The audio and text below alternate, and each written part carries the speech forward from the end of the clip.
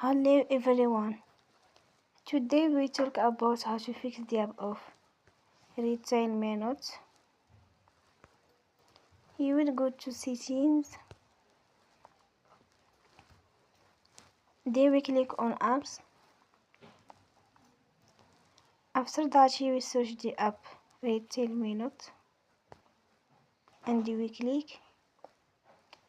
Then you will on force stop.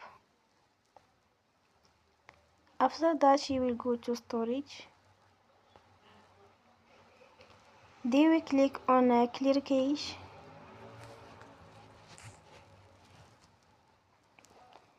You will go to Play Store